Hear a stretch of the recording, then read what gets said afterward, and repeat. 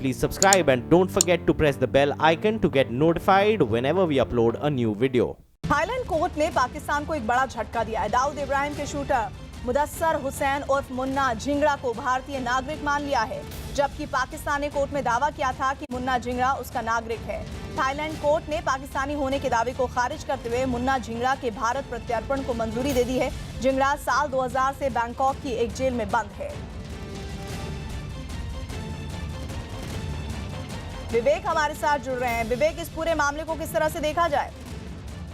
प्रीति, देखिए ये काफी बड़ी जीत है भारतीय एजेंसियों के लिए, क्योंकि दाऊद इब्राहिम का काफी खास माना जाता है। मुन्ना झिंगड़ा जो मुंबई का रहने वाला है, एक भारतीय नागरिक है। उसे थाईलैंड पुलिस ने गिरफ्तार किया था सन 2000 में, जब उसने छोटा राजन के ऊपर अंधाधुंध गोलियां चलाई थी, जिसमें छोटा राजन घायल भी हुआ था। उस मामले में मुन्ना झिंगड़ा को गिरफ्तार किया गया था, जिसके बाद पुलिस ने ट्रायल चला था और भारतीय जांच एजेंसी भारत सरकार ने थाईलैंड में दावा किया था कि जिस शख्स को थाईलैंड ने पकड़ा है वो भारतीय नागरिक है और उसे तुरंत एक्स्ट्राडिट किया जाए। लेकिन इस पूरे मामले में पाकिस्तान ने और डी कंपनी की अड़ंगे की वजह से बार बार पाकिस्तान और थाईलैंड सरकार को बोलता रहा कि वो भारतीय नागरिक नहीं बल्कि पाकिस्तानी नागरिक है, तो उसे एक्स्ट्राडिशन की स्थिति नहीं माननी चाहिए और मुन्ना झिंगड़ा को पाकिस्तान को सौंप देना चाहिए।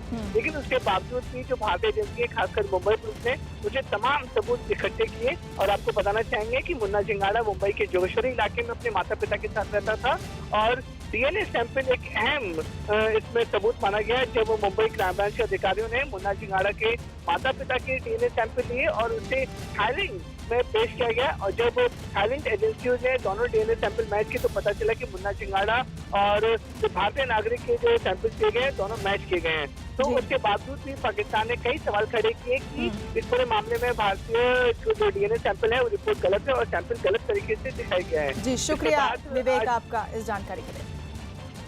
चंडीगढ़ के सेक्टर 27 में बने जैन मंदिर के बाहर बड़ी तादाद में लोग जैन मुनि नयन सागर का विरोध करते दिखे। जैन मंदिर के बाहर खड़े लोगों ने मंदिर में जबरदस्ती घुसने की कोशिश की और जैन मुनि नयन सागर के खिलाफ नारेबाजी की। लोगों ने मांग की कि नयन सागर अपना पद छोड़कर दोबारा वस्त्र धारण कर गृहस्थ जीवन बिताएं।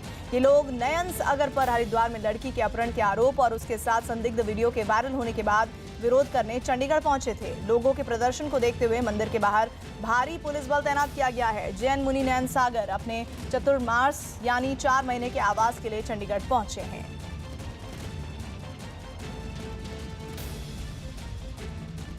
उनका विरोध करने का हमारा केवल इतना मकसद है कि हम उनको अब अपने मुनि पद पर, अपनी पूज्य पद पर, जिस पद पर उस पर उसको रखना नहीं चाहते। हमारा उनसे निवेदन है और जहां चंडीगढ़ की समाज से भी विनम्रता के साथ निवेदन है, हम झगड़ा करने नहीं आए हैं। हमारा निवेदन केवल इतना है कि आप उनको वस्त्र पहना करके यानी कि इस मुनि पद से खारिज करें और वापस वो अपनी गृहस्थावस्था में आए। हमारा केवल इतना निवेदन है सर।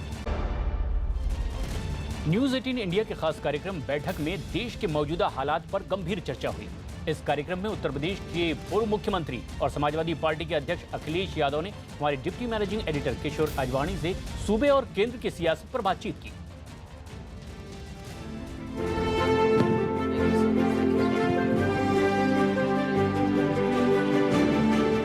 अखिलेश जी,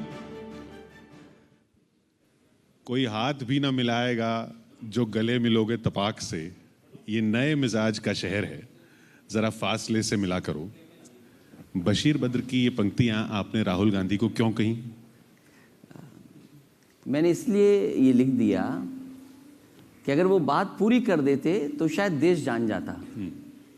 वो बात पूरी हुई नहीं, और वो बात इसलिए पूरी नहीं हुई कि जब वो प्रधानमंत्री जी से गले मिले और गले मिल करके अगर अपनी सीट से ये कह देते कि मैं गले मिल करके आया हूं, उनका 56 इंच का सीना नहीं है, तो बात पूरी हो जाती।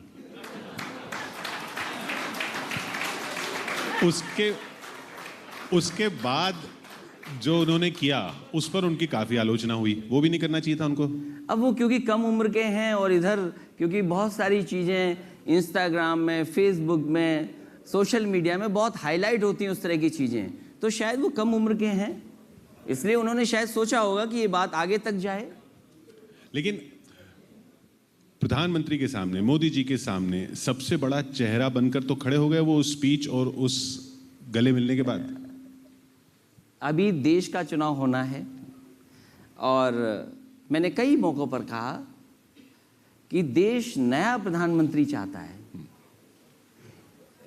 संख्या आएगी, बहुत सारे गठबंधन की बात हो रही है, कई दल गठबंधन कर चुके हैं, आपस में बातचीत चल रही है, तो उसके बाद तय होगा कि देश को कौन सा नया प्रधानमंत्री मिलेगा। आपने मुझे से कहा था कि मैं दोस्त तो नहीं छोड़ता। मैं आज भी कहता हूं कि जिससे दोस्ती है उसे छोड़ेंगे थोड़ी दोस्ती, लेकिन वो सवाल बड़ा है और देश का सवाल है, तो दोस्ती तो रहेगी तभी तो रास्ता निकलेगा। दोस्ती रहेगी राहुल जी के साथ तभी रास्ता निकलेगा। बिल्कुल। ये हमने सुना, और अब तो क्योंकि इलेक्शन हो गया, सब हो गया, तो आप बता ही दीजिए। हमने सुना गोरखपुर और फूलपुर के इलेक्शन में भी वो प्रस्ताव लेकर आए थे कि एक आप लड़ लीजिए, एक हमें दे दीजिए, आपने मना कर दिया। क्योंकि जो चुनाव था गोरखपुर का और फूलपुर का, एक मुख्यमंत्री उनका क्षेत्र है, दूसरा उप मुख्यमंत्री, हालांकि उन्हें मुख्यमंत्री बनना था लेकिन वो नहीं बन पाए, उनका क्षेत्र था। तो चुनाव अलग तरह का था और समाजवादी पार्टी, वहाँ का हमारा संगठन बहुत पहले से काम कर रहा था, क्योंकि उन सीटों पे समाजवादी पार्टी ही लड़ी थी। तो जिस समय मेरी कांग्रेस से बात हुई, मैंने उनसे कहा कि अगर आप लड़ेंगे तो परिणाम वो नहीं आएगा जो हम और आप सब चाहते हैं। लेकिन कुछ उनके फैसले थे पार्टी के, शायद उनका फैसला नहीं रहा होगा, पार्टी का फैसला रहा होगा, उन्होंने पहले तय कर दिया। और जब पहले तय कर दिया, आखिरी में ये बात आई और कांग्रेस पार्टी ने कहा कि हम अपने प्रत्याशी को विड्रॉ करना चाहते हैं। हमने कहा अब समय नहीं है, अब आप विड्रॉ मत करिए, अब आप तो लड़िए। तो बात तो हुई, लेकिन जिस तरीके से बात होनी चाहिए थी वो नहीं हुई। लेकिन उसके बाद अब आप जब आप कह रहे हैं कि शायद वो नहीं चाहते थे, पार्टी चाहती थी, तो इसका मतलब आप ये मान रहे हैं कि राहुल गांधी अब भी चाहते हैं कि रिश्ते वैसे ही रहें जैसे पिछले विधानसभा चुनाव में थे? क्यों नहीं? क्योंकि देश का बड़ा सवाल है। यूपी सबसे ज़्यादा लोकसभा के सांसद भेजता है और जिस तरह का माहौल है, कहीं ना कहीं रास्ता वही निकले कि सब मिल करके लड़ें। और फिर सवाल जो आएगा कि बंटवारा कैसे हो, किसको क्या सीटें हों, उसमें वो राष्ट्रीय पार्टी हैं, मांगेंगे कुछ? स्वाभाविक है, वो राष्ट्रीय पार्टी है, लेकिन कांग्रेस यूपी में राष्ट्रीय पार्टी है कि नहीं है, ये तो एक बड़ा सवाल है। तो उनको नहीं देंगे सीटें आप?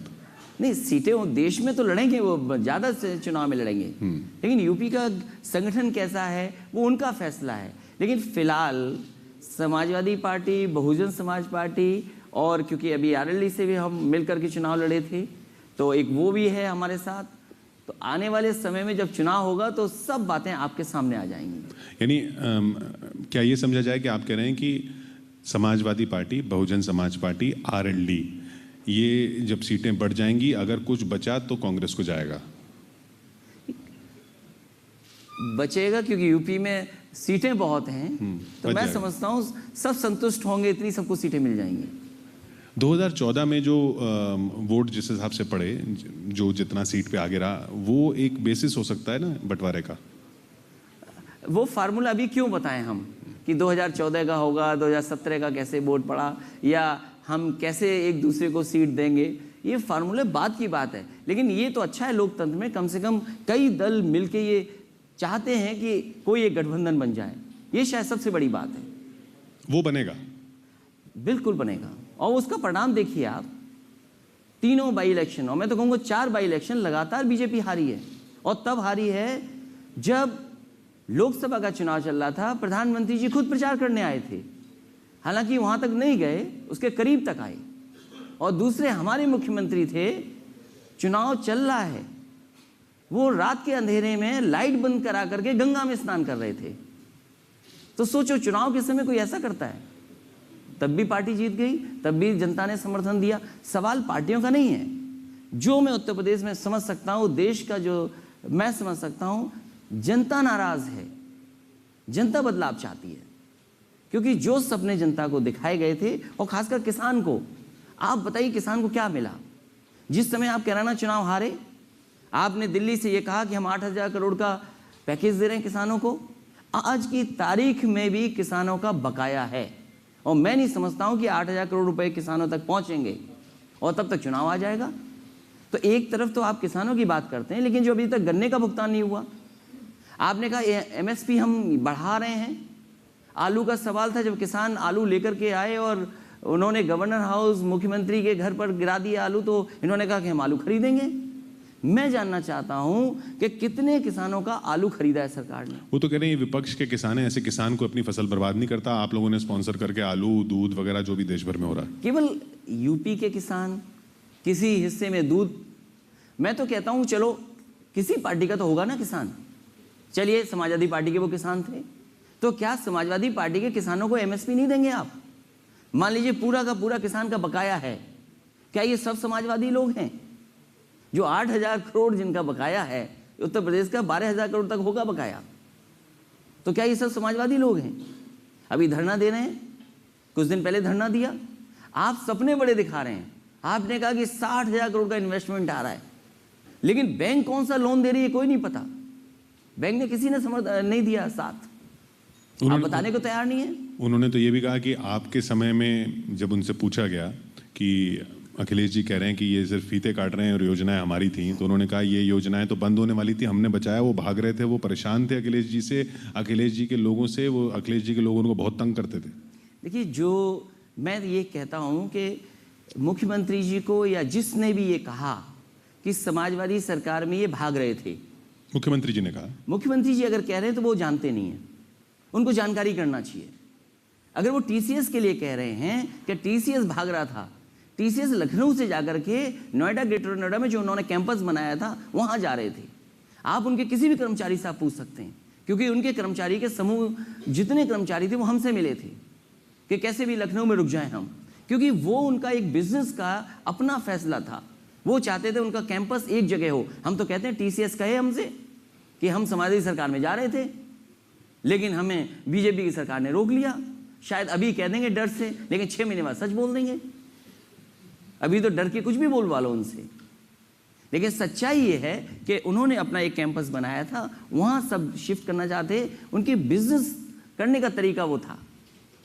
तो हमने जो 2017 विधानसभा चुनाव में देखा, साइकिल के 2 पहिए कहा गया, गंगा यमुना कहा गया। अभी आप वैसी बात नहीं कर रहे हैं। अब मायावती जी से आपको ज्यादा फायदा लग रहा है। देखिए, ये बहुजन समाज पार्टी और समाजवादी पार्टी का गठबंधन होने जा रहा है। ये तमाम दल को तकलीफ हो सकती है, लेकिन जनता खुश है। जनता चाहती है गठबंधन हो कि अगर बीजेपी 47 से ज्यादा दलों के साथ मिलकर के चुनाव लड़ सकती है तो क्यों ना क्यों ऐसा रास्ता निकले। तो एमपी में आप फिर 230 सीटों पर क्यों लड़ने का ऐलान कर रहे हैं? वहां भी कांग्रेस के साथ क्यों नहीं देते? अभी चुनाव नहीं है, कोई भी पॉलिटिकल पार्टी है वो कहेगी कि हमारा संगठन जहां होगा हम लड़ेंगे चुनाव, और उसके बाद हम आकलन करेंगे कहाँ जीत सकते हैं, कहाँ हम नहीं जीत सकते हैं। यानी और अगर गठबंधन बनता है मध्य प्रदेश में और हम लोगों को भी साथ लेते हैं तो ये तो अच्छी बात है। अभी आपसे कुछ कहा नहीं उन्होंने? अब वो मैं कैसे बता दूं किन किन से मेरी बात हुई है? जब आप कह रहे हैं कि राष्ट्रीय स्तर पर होगा तो कुछ तो बात आगे बढ़ी होगी ना। तो आप स्वाभाविक है, मध्य प्रदेश को लेकर के भी बात हुई है, लेकिन सबकी नजर है उत्तर प्रदेश। सब जानते हैं कि बिना उत्तर प्रदेश के काम नहीं बनना है। देखिए, बीजेपी के बड़े बड़े नेता उत्तर प्रदेश आ रहे हैं, कितना अच्छा लग रहा है। अभी उत्तर प्रदेश को क्या मिला? 60,000 करोड़ का कुछ तो मिला, लेकिन ये केवल सपने दिखाने वाला था, सच्चाई में नहीं मिला। मैंने आपसे कहा कि कैराना चुनाव के बाद दिल्ली सरकार ने यह फैसला लिया कि वो 8,000 करोड़ का पैकेज दे रहे हैं। हम जानना चाहते हैं कि कितने किसानों का गन्ने का भुगतान हो गया। आज भी आंदोलन हो रहा होगा वहां, तो कोई भुगतान तो नहीं हो रहा। एमएसपी की बहुत बड़ी बात की गई। आप बताइए, अभी मक्का खत्म हुआ खेतों में, हमारे यहाँ तो मान लीजिए मक्का है जिन किसानों ने पैदा की, किसी को एमएसपी मिला हो तो बताइए। आप धान का एमएसपी देना चाहते हैं, उसका फैसला ले लिया। ये आज़ादी के बाद न जाने कितनी बार एमएसपी बढ़ाए गए होंगे। सवाल एमएसपी बढ़ाने का नहीं है, सवाल ये कि किसानों को मिलेगा कैसे, वो इंतजाम कैसे होगा। मुझे याद है प्रधानमंत्री जी भाषण दे रहे थे और उन्होंने जब इन्वेस्टर्स मीट की उसमें कहा उन्होंने कि देखो लखनऊ के आम कितने अच्छे हैं, यहाँ तो दशहरी आम पूरे दुनिया में जा सकता है। मुख्यमंत्री जी ने सुना, उन्होंने तुरंत आम की मंडी को रोक दिया। उन्होंने काम ही रोक दिया उसका। एक्सप्रेस वे से हम सब्जी की मंडी बना रहे थे, वो रोक दिया। उन्होंने कन्नौज के इत्र के बारे में कहा प्रधानमंत्री जी ने कि यह कन्नौज जिसका इत्र दुनिया में महकता है। हमारे मुख्यमंत्री जी को पता लग गया, उन्होंने इत्र का कारखाना रोक दिया। एक और मंडी का काम था, वो भी रोक दिया। तो आप कह वो रहे तो हैं अच्छा हुआ कि बाबा रामदेव जी ने समय पे ट्वीट कर दिया, नहीं तो ग्रेटर नोएडा वाली जमीन भी छीन ली होती मुख्यमंत्री जी ने। तो ये तो मुख्यमंत्री जो प्रधानमंत्री जी बताएं कि कोई बात प्रधानमंत्री जी कहते हैं वो काम क्यों रोक लेते हैं मुख्यमंत्री जी। अभी एक्सप्रेस वे था खुश करने के लिए कि प्रधानमंत्री जी आएंगे, खुश होंगे, लेकिन देखिए कौन सरकार है जो शिलान्यास का शिलान्यास करती हो, उद्घाटन का उद्घाटन करती हो। सैमसंग और जिस मेट्रो में कोरिया के राष्ट्रपति बैठ के गए थे वो समाजवादी सरकार की देन है, लेकिन देखो क्या है, धन्यवाद भी नहीं दिया। सैमसंग समाजवादी लोग लाए हैं। आपने कहा धन्यवाद और दिया? आपने मायावती जी का कब धन्यवाद दिया? इतने सारे एक्सप्रेस वे उनके भी थे, आपने कब बोला कि बहुत धन्यवाद? आपने साइकिल चलाई, उस पर रैली निकाली और पूरी स्टेट जीत ली। उनके बनाए एक्सप्रेस वे। मैं ये कहता हूं कि मैंने कभी ये नहीं किया होगा कि शिलान्यास का शिलान्यास करूं, उद्घाटन का उद्घाटन करूं। जो बात मैं कहना चाहता था वो ये है कि मुख्यमंत्री जी ने बुलाया उन्हें कि शिलान्यास करिए, लेकिन प्रधानमंत्री जी को नहीं बताया कि शिलान्यास का शिलान्यास आप कर रहे हैं। कितनी बड़ी बदनामी करा दी।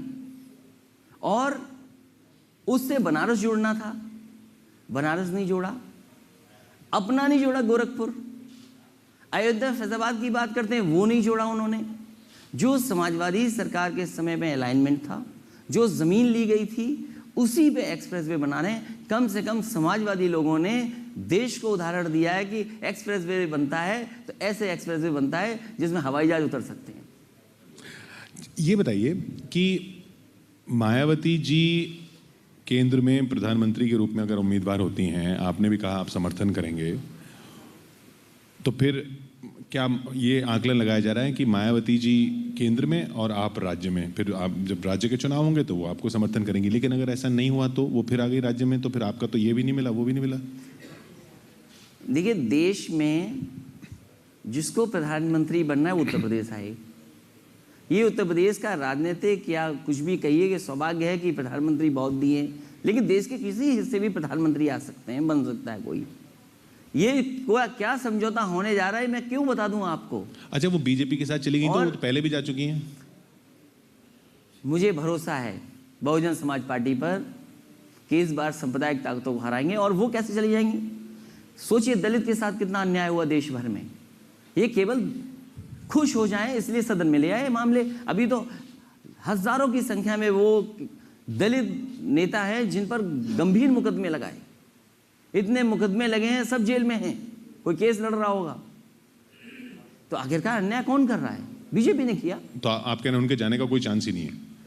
मैं आपसे कह रहा हूं कि चुनाव की तारीख आ जाए, सब बातें साफ हो जाएंगी। या चुनाव की तारीख बता दें, क्योंकि बीजेपी के लोग तो प्रचार कर रहे हैं, उनके राष्ट्रीय अध्यक्ष भी यूपी आ रहे हैं, प्रधानमंत्री जी भी यूपी आ रहे हैं। उन्हें तो तारीख पता है कि चुनाव कब होगा, हम लोगों को नहीं पता है चुनाव कब होगा। हम तो केवल ये चाहते हैं कि हमें तारीख बता दें तो हम भी प्रचार करने लगे, अपना गठबंधन ठीक कर लें। तो आप क्यों इंतजार कर रहे हैं तारीख बताने का? आप भी शुरू कर दीजिए। नहीं, हम पे वो संसाधन नहीं है इतने जितने संसाधन बीजेपी के पास हैं। अभी से हम क्यों अपना समय और संसाधन खराब करें? और फिर अगर संसाधन की बात है तो हम साइकिल चलाना शुरू कर रहे हैं। हमने अभी कहा कि हर महीने समाजवादी लोग साइकिल चलाएंगे। मैं खुद 1 महीने में 1 बार चलाऊंगा किसी हिस्से में। मुलायम जी भी तो कान में बात करते रहते हैं पीएम के कुछ कुछ। नहीं, वो कान में इसलिए बात करते हैं प्रधानमंत्री जी, वो बताते रहते हैं कि इनसे सावधान रहिए। आपसे? बिल्कुल स्वाभाविक है। अच्छी दोस्ती है उनकी प्रधानमंत्री से? नहीं, वो पुराने नेता हैं तो स्वाभाविक है संबंध होंगे। और पुराने नेताओं का तो यही व्यवहार था। इधर थोड़ा राजनीतिक दलों में ज़्यादा खाई पैदा हो गई हैं। पहले पुराने नेता एक दूसरे का सम्मान करते थे। एक रैपिड फायर राउंड करते हैं। मैं ज़रा प्रॉप्स के लिए बोल दूंगा। सिर्फ आपसे बहुत बुलवा लिया हमने, अब आप बोलिएगा नहीं। येस लगे तो येस कीजिएगा, अच्छा, और नो लगे तो नो कीजिएगा। विधानसभा चुनाव में कांग्रेस से गठबंधन का फैसला गलत था? फैसला गलत था क्या? विधानसभा चुनाव में कांग्रेस से गठबंधन का फैसला गलत था? अच्छा था। अमर सिंह दोबारा समाजवादी पार्टी में आ सकते हैं? अभी प्रधानमंत्री जी के साथ हैं तो यस आ सकते हैं। मैंने कहा यस। अच्छा, प्रधानमंत्री जी को कैसे छोड़ेंगे? वो आपके पास नहीं आ सकते? नहीं, प्रधानमंत्री जी को कैसे छोड़ेंगे? वो अभी तो प्रधानमंत्री जी तारीफ कर रहे हैं। अब आप सोचिए, हम लोग तो जाने क्या क्या ढूंढ रहे थे, सोच रहे थे स्विस बैंक से काला धन आएगा, भ्रष्टाचार खत्म होगा। 4.5 साल में देखिए अमर सिंह अंकल को खोजा। हमारे अंकल हैं, हम बधाई देते हैं उनको। अभी भी अंकल मानते हैं आप? मैं अंकल बोलता हूं उनको, मैं बधाई देता हूं। देखिए कम से कम बीजेपी समझी उनकी उपयोगिता कितनी है। मुलायम सिंह यादव 2019 में प्रधानमंत्री बन सकते हैं? यस। चुनाव ईवीएम से हुए तो महागठबंधन हार जाएगा? नहीं, ईवीएम पे तो शक है। अभी ईवीएम की मशीनें जिस देश में भेजी उन्होंने भी वापस कर दी, सुनने में आया है। तो बैलेट पेपर से चाहते हैं आप? ईवीएम पर कोई भरोसा नहीं है।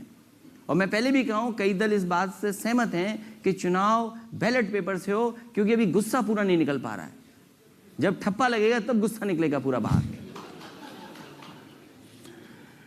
मायावती राहुल जी से बेहतर प्रधानमंत्री हो सकती हैं?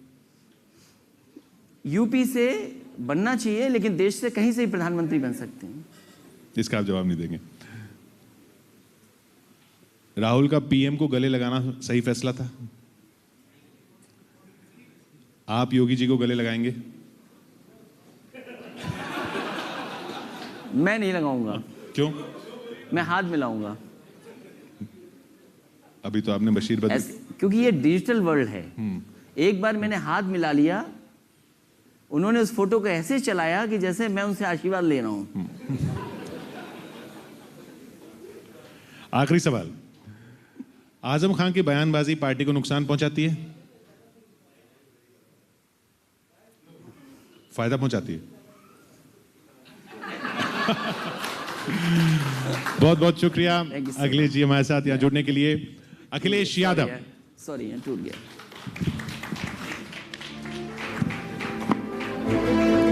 अखिलेश जी, मैं आपको अभी मंच पर रोकना चाहूंगी और मैं मंच पर बुलाना चाहूंगी नेटवर्क 18 के चीफ कंटेंट ऑफिसर संतोष मेनन को कि वो मंच पर आए और हमारे मेहमान को भेंट प्रदान करें।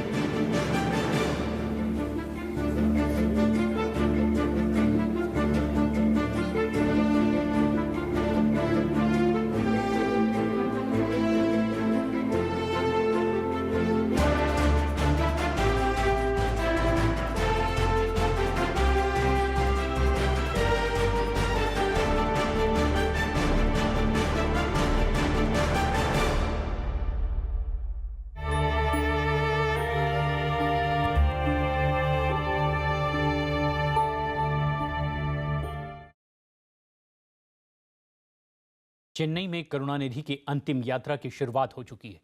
करुणानिधि के पार्थिव शरीर को राजाजी हॉल से अन्ना स्क्वायर ले जाया जा रहा है और ये तस्वीरें आप देख रहे हैं जहां बड़ी तादाद में उनके समर्थक मौजूद हैं। नम आंखों से उन्हें अंतिम विदाई दी जा रही है।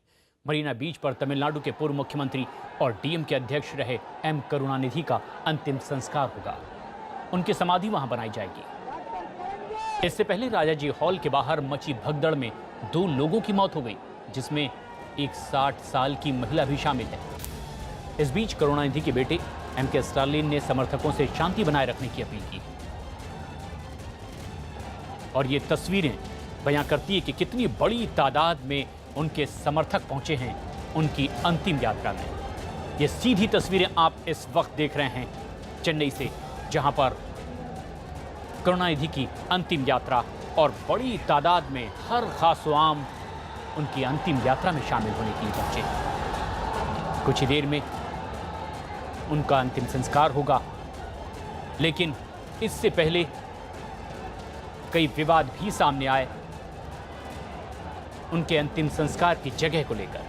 आखिरकार मसला कोर्ट तक पहुंच गया था, लेकिन बाद में मद्रास हाई कोर्ट ने कई घंटों की सुनवाई के बाद करुणानिधि को अन्नादुरई की समाधि के पास ही दफनाने की अनुमति दे दी। शंकर हमारे सहयोगी फोन लाइन पर मौजूद हैं ज्यादा जानकारी के साथ। शंकर, हर खास आम करुणानिधि को अंतिम विदाई देने के लिए पहुंचा है, लेकिन इससे पहले कई विवाद भी सामने आते रहे। लेकिन अब जिस तरह से अंतिम यात्रा आगे बढ़ रही है, क्या ताजा हाल यहां पर और देखा समझा जा सकता है? बिल्कुल, अभी शुरू हुआ है इसकी अंतिम यात्रा। राजाजी हॉल से अभी लेके जाएंगे मरीना बीच में तो बहुत ही इमोशनल सीन्स हैं इधर उनके डीएमके कार्डर्स हम देख सकते हैं तस्वीरों में कि बहुत ही इमोशनल सीन्स हैं। पूरे दिन इनको इधर रखा गया कि डीएमके कार्डर्स को और बहुत सारे लीडर्स जो आए थे इनके लास्ट रिस्पेक्ट के लिए।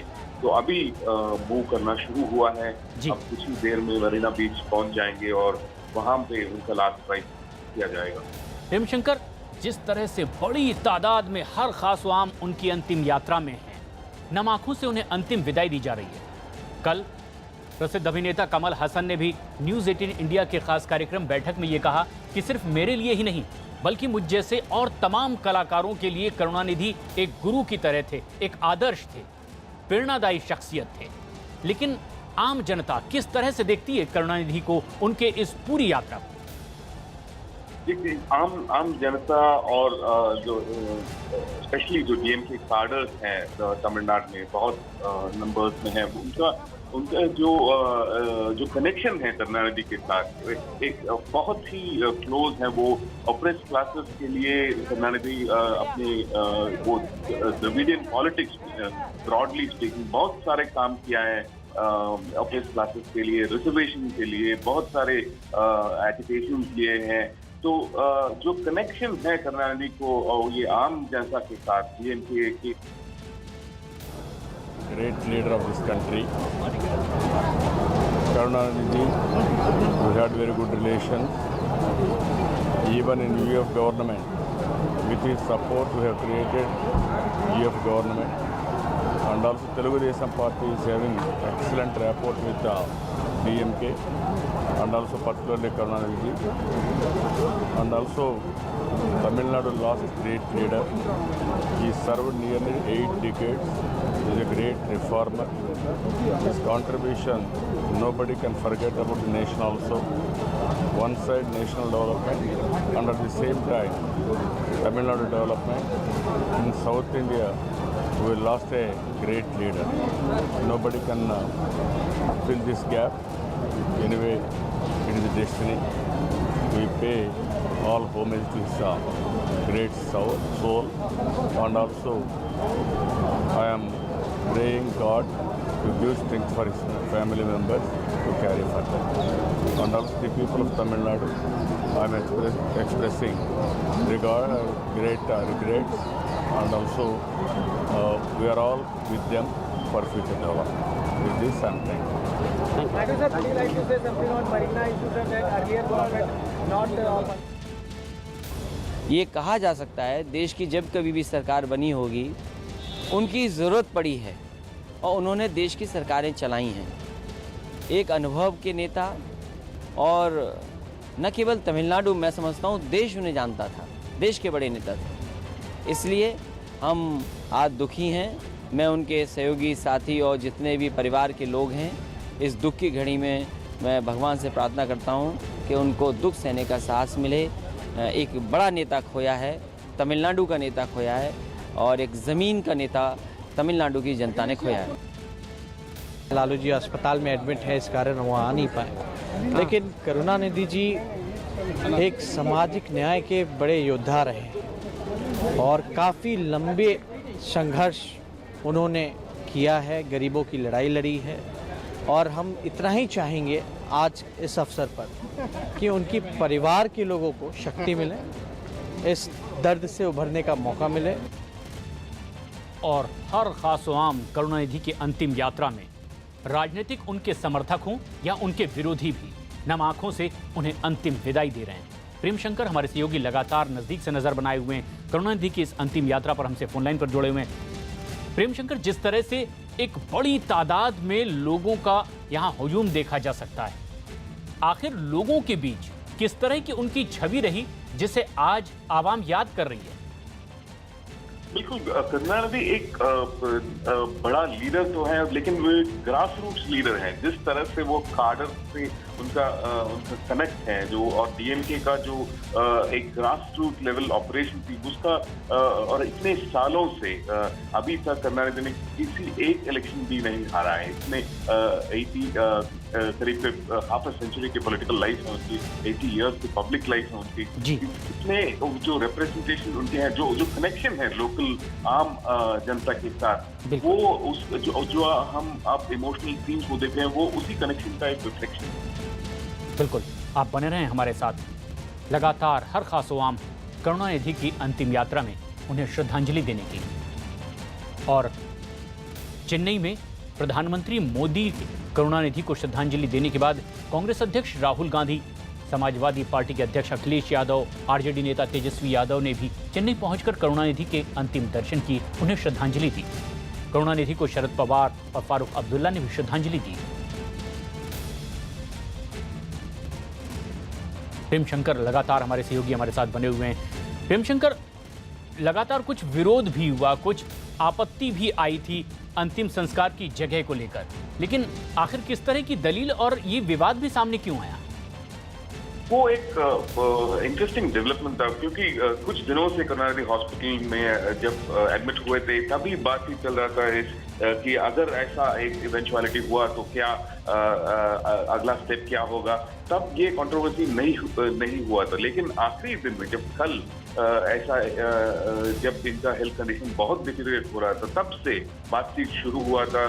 स्टालिन ने जाके मुख्यमंत्री एडप्पाडी पळनिस्वामी से बात किया था, लेकिन वो सक्सेसफुल नहीं रहा। तो ये कंट्रोवर्सी तब से शुरू हुआ, लेकिन बाद में कोर्ट वो जुडिशियल इंटरवेंशन के बाद उनको एक कुछ राहत मिला और इस मरीना बीच में जाने की परमिशन मिली। तो एक आपस में एक पेटी पॉलिटिक्स का एक रिफ्लेक्शन था एडीएमके और डीएमके के बीच में, तो वो बाहर आ गया था और बहुत ही एक अगली फेज दिखने को मिला। लेकिन इस विवाद पर विराम लगने के बाद, कोर्ट के आदेश के बाद, आखिरकार अब अंतिम यात्रा भी निकली हुई है। करुणानिधि को अन्नादुरई की समाधि के पास ही दफनाने की अनुमति भी मिल गई है। ऐसे में ये जो पूरी यात्रा जा रही है, मद्रास में किस तरह से इस वक्त का माहौल है और कितने बजे तक ये अंतिम संस्कार हो पाएगा? 5 बजे तक ये हो जाएगा। और जो माहौल के बात है, जो स्पेशली चेन्नई में बहुत ही आज एक कंप्लीट मूवमेंट का बंद हुआ था। सिर्फ इस पूरे अटेंशन इस रैली, इस मूवमेंट पे है। पूरा जो भी अटेंशन है चेन्नई में, जो एंटायर सिटी का जो भी फोकस है, वो इस यात्रा के ऊपर है। बाकी सब जगह पूरे शांत है, कोई किसी तरह की मूवमेंट नहीं है, एक टोटल शटडाउन की तरह है। बिल्कुल, शुक्रिया प्रेम शंकर। तो न सिर्फ तमिलनाडु में बल्कि पूरे देश भर में भी शोक की लहर, और इसीलिए भी भारत सरकार ने एक दिन का राष्ट्रीय शोक जाहिर किया।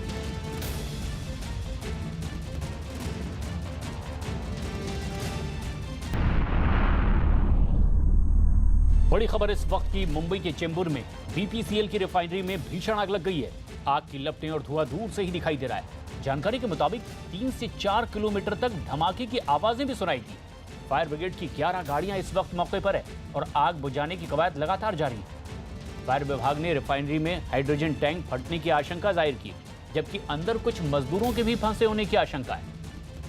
विवेक गुप्ता हमारे सहयोगी फोनलाइन पर मौजूद हैं। विवेक, कुछ मजदूर भी भीतर फंसे हो सकते हैं, क्या और पुख्ता जानकारी मिल पा रही है? प्रशांत, देखिए, इस पूरे मामले में मुंबई पुलिस और मुंबई फायर के स्टाफ का कहना है कि जो मजदूर वहाँ फंसे थे उन्हें निकाल दिया गया है, लेकिन आग इतनी ज्यादा बड़ी है कि अंदर लोग जो फंसे हैं उन्हें फायर ब्रिगेड के अधिकारी देख नहीं पाए हैं। इसलिए इस बात का अंदाजा लगाया जा सकता है कि जो इतनी बड़ी आग लगी है, शायद कुछ लोग अंदर फंसे हों। इसी दौरान बीबीसी ने एक स्टेटमेंट जारी करते हुए कहा है कि ये आग 2:45 लगी थी और हाइड्रो क्रैकर प्लांट जो काफी संवेदनशील होता है, उस प्लांट में ये आग लगी है और आग धीरे धीरे दूसरे जो टैंकर है वहाँ पर भी फैलती जा रही है और लगातार कई बड़े धमाके हो रहे हैं, जिसकी वजह से जो आसपास के जो इलाकों में वहाँ पे लोग पूरी तरह से डर चुके हैं। और आज ज़्यादा ना पहले इसलिए मुंबई फायर ब्रिगेड ने मुंबई के अलग अलग जगहों से फायर ब्रिगेड को कॉल किया है और अलग अलग जगहों से फायर ब्रिगेड की जो गाड़ियाँ मौके पर पहुँच रही हैं। और आपको बताना चाहेंगे कि जो आग है और आसपास के जहाँ पे आग लगी है जिस टैंकर में, उसके आसपास जो बड़े बड़े टैंकर है जहाँ पर आग लगने का खतरा सबसे ज़्यादा है। यही वजह है कि मुंबई फायर ब्रिगेड इसमें फूक फूक कदम रख रही है और कोशिश की जा रही है कि जिस टैंकर में आग लगी है उसे जल्द से जल्द बुझाया जाए, ताकि ये आग पूरी रिफाइनरी में ना फैले। हालांकि प्राथमिकता यही है कि आग पर काबू पाया जाए ताकि नुकसान कोई और ज्यादा ना हो सके, लेकिन क्या प्राथमिक तौर पर बीपीसीएल कोई जानकारी दे पा रहा है कि आखिर क्या कहीं कोई लापरवाही की वजह से इस तरह से धमाका हुआ और आग लगी? प्रशांत देखिए, इस पूरे मामले में बीपीसीएल ने बाकायदा एक ऑफिशियल स्टेटमेंट जारी करके बताया है कि 2:45 बजे की आग लगी है और हाइड्रोलिक क्रैकर प्लांट में आग लगी है, लेकिन ये आग की वजह क्या है इसका अभी उन्हें जानकारी नहीं है। और फायर ब्रिगेड अधिकारी भी ये कहने हैं कि उनकी प्राथमिक जो कोशिश ये है कि सबसे पहले ये आग को बुझाया जाए, उसके बाद इन्वेस्टिगेट किया जाए कि आग किस वजह से लगी है। प्रशांत, और ये लपटें दूर से ही दिखाई भी दे रही है, जिस तरह से तस्वीरों को देखकर अंदाजा लगाया जा सकता है। धुएं का काला गुबार आसमान छू रहा है, लेकिन एक बेहद संवेदनशील इलाका बीपीसीएल की रिफाइनरी में ये धमाका हुआ है और उसके बाद आग लगी है। तस्वीरें भी हमारे दर्शक एक्सक्लूसिवली देख रहे हैं न्यूज़ 18 इंडिया पर। मुंबई के चेंबूर इलाके में बीपीसीएल की रिफाइनरी जिसमें कि धमाके के बाद आग लगी है। हाइड्रोजन टैंक में धमाके की आशंका व्यक्त की गई है, लेकिन ये आशंका भी जाहिर की गई है कि कुछ मजदूर इसमें और फंसे हो सकते हैं। विवेक हमारे सहयोगी नजदीक से नजर बनाए हुए हैं इस पूरी घटना पर। विवेक, क्या आशंका व्यक्त की जा रही है? बीपीसीएल कोई जानकारी दे पा रहा है अपने कर्मचारियों के बारे में?